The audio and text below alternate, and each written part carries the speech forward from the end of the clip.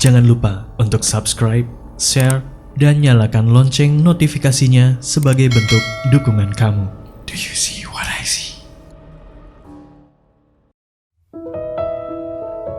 Halo, aku Peti dari podcast Main Mata.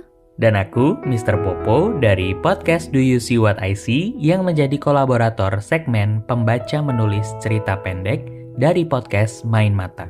Tema cerita pendek kali ini adalah horor dan totalnya ada 10 cerita pendek yang bisa kamu dengerin. Ada di Spotify podcast Main Mata dan podcast Do You See What I See. Selamat mendengarkan.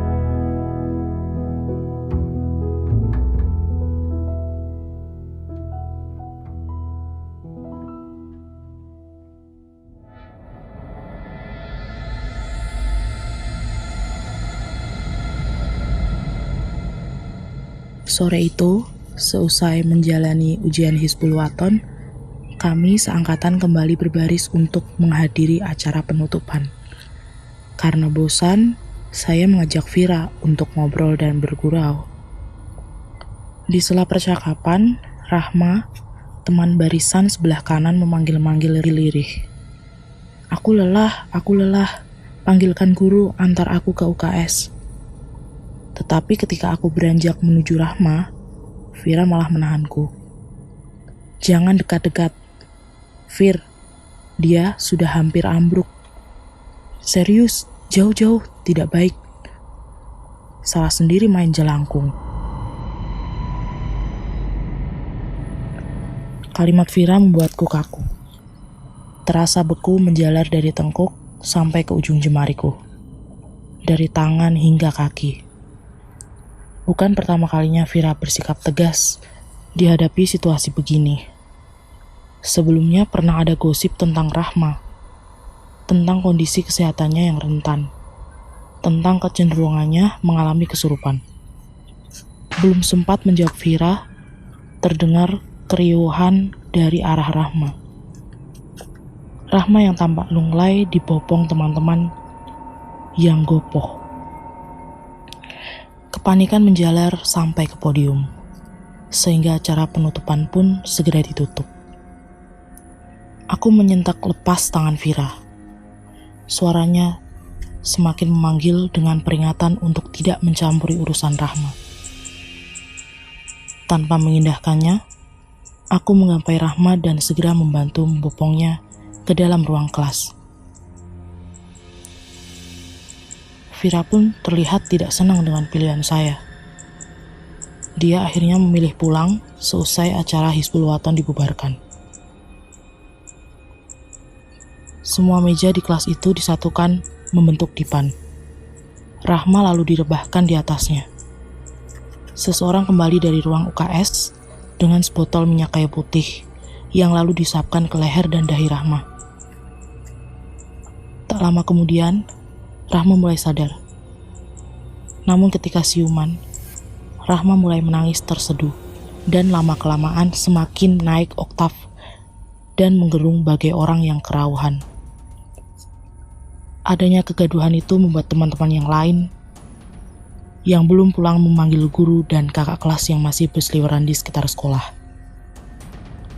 Saya yang berada di samping Rahma pun sudah tidak kebingungan lagi dan memutuskan sebuah tindakan. Saya mulai membaca surat-surat pendek.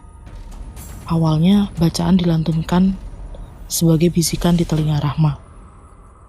Saya tidak yakin bakal mempan. Tapi setiap ayat seperti cahaya yang semakin jelas, menerangi pikiran saya. Semakin diulang, semakin jelas dan yakin. Bacaan saya semakin lantang, dan teman-teman kami juga mulai mengikuti.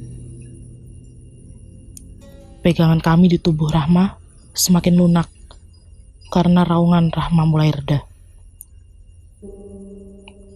Kami mengusapi Rahma, dan bacaan kami disisipi kalimat sayang untuknya.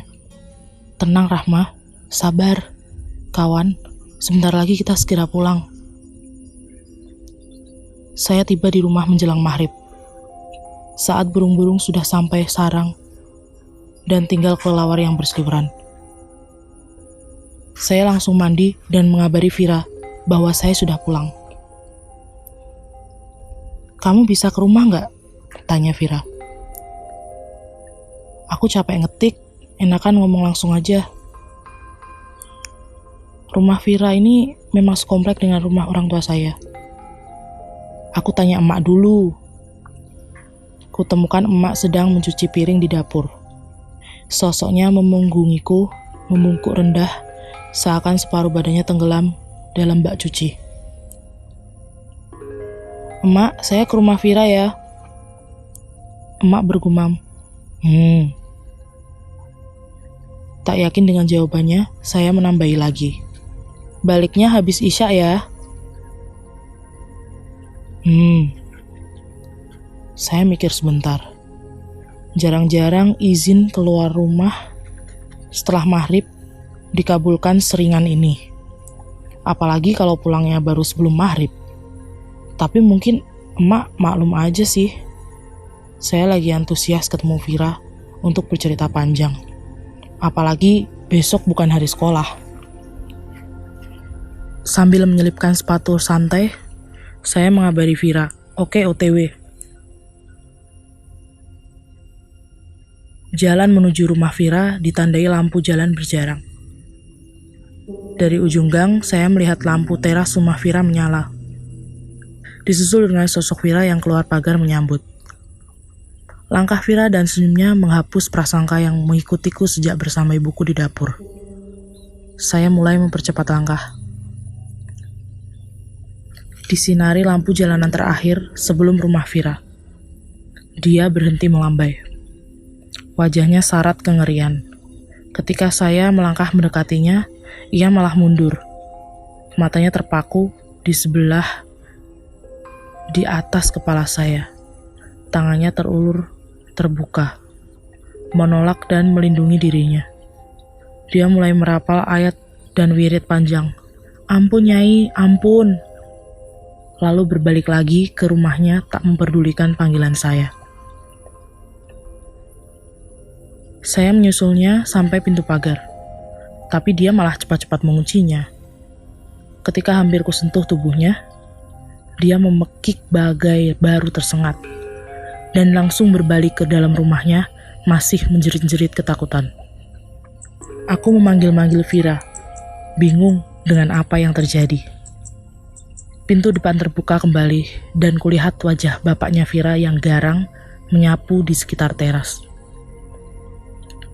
Ketika pandangan matanya bertumbuk dengan pandanganku, kegarangannya bagai leleh, digantikan topeng kengerian yang sangat mirip dengan wajah Vira tadi. "Auzubillah, enyah setan." Bapaknya Vira juga masuk ke rumah. Dari dalam rumah mereka ada bunyi tangisan dan wirid doa yang dibacakan tertahan. Kresek, kresek. Suara halus muncul di belakangku. Aku berbalik pelan, berhadapan dengan punggung ibuku tadi di dapur. Sosok emak yang memunggungiku masih membungkuk rendah, seakan separuh badannya tenggelam dalam bak. Tak banyak gerak, hanya mengayun pelan. Suaraku serak. "Emak?" Gumaman yang sama dengan yang kudengar waktu tadi di dapur. Suara serak, air mata mulai membuat pandangan saya buram. "Emak mau pulang?" Perlahan punggung emak bergerak, menjadi tegak. Emak tampak melurus lalu memanjang dan menegang dari lutut, pinggang, punggung, bahu, leher dan ubun-ubun. Lalu ketika tampaknya sudah setegak galah,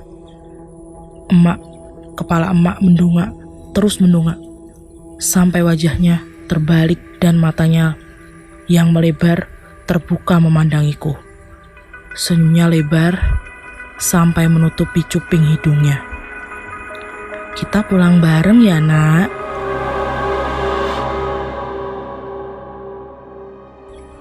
Dari situ, saya akhirnya menyadari sekaligus menyesali perkataan Vira yang tidak saya hiraukan.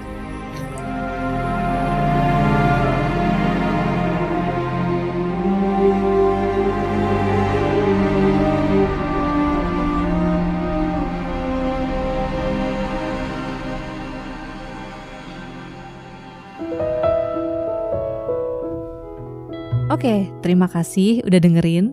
Jangan lupa juga dengerin cerita pendek tema horor lainnya yang merupakan kolaborasi antara podcast Main Mata dan podcast Do You See What I See. Di Spotify Podcast Main Mata ada 5 cerita pendek horor yang bisa kamu dengerin. Ada yang judulnya Talitasi, itu ditulis oleh Arnelis. Ada juga Sis by the Window, ditulis oleh Angelica Vermariska. Kemudian ada Panggone Demit, ditulis oleh Riz Megawarna. Lalu ada Rumah Taman Kanak-Kanak, ditulis oleh Nuansa Dea Nabila.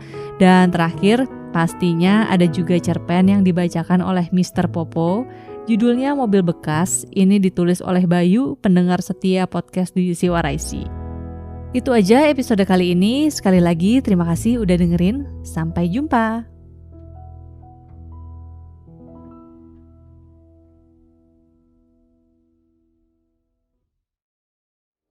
Kamu juga punya pengalaman horor? Kirim cerita kamu ke alamat berikut. Do you see what I see?